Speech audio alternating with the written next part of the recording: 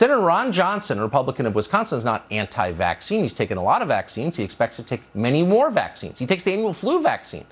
But he's chosen not to take this one. And that's a very controversial choice. We've asked him to come on tonight and explain why. Senator, thanks so much for coming on. Brave of you to admit your personal health decision in public, and just wondering why you've decided this. Well, Tucker, this is really an example of media bias run amok. 2 months ago, I was asked by a Milwaukee reporter whether I'd been vaccinated, and I said no, because I've had COVID.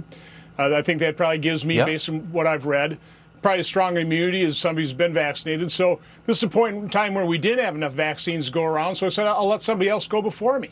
And, I'll kind of reconsider it later on. Of course, I was immediately labeled an anti-vaxxer. I was attacked, and all of a sudden it became an issue. I did get in contact with Dr. Norchasm. You've had him on his show. He's very concerned about indiscriminate vaccination, really focusing on vaccinating people based on medical necessity. And he's also concerned about people that have been previously infected. You might have some more complications. So, he actually suggested I take a antibody test, which I took last week, found out that my antibody level is as high as his after his 2 doses of Moderna. So he's actually for vaccines as well. And so now I've decided, at least for the time being, I'm not going to get vaccinated. And I'll reconsider this later on. But again, this should not be a controversial issue. Now, I'm the champion of right to try legislation. But the corollary of that is right to choose as well. And we shouldn't be shaming or pressuring or mandating anybody get this vaccine. As we say, we have more than enough vaccine to go around right now. And people ought to respect other people's freedom and liberty and their ability to choose whether or not to get vaccinated or not. Well, of course. I mean, it's your body, your choices, we've heard for almost 50 years.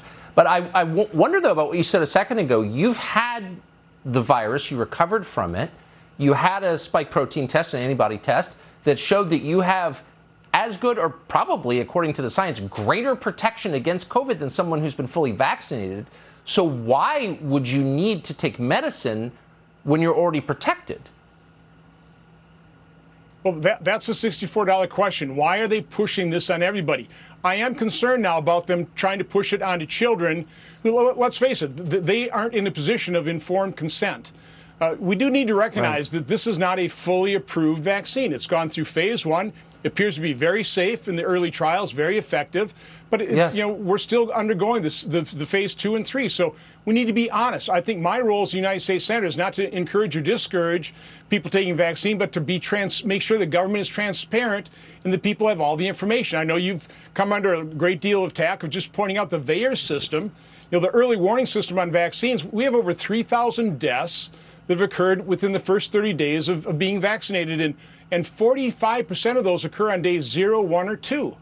Listen, I'm not saying that's the vaccines that cause those deaths, but what I am saying is that is something that we should seriously consider, and we should investigate that further. And unfortunately, I think CDC is just kind of blowing that off.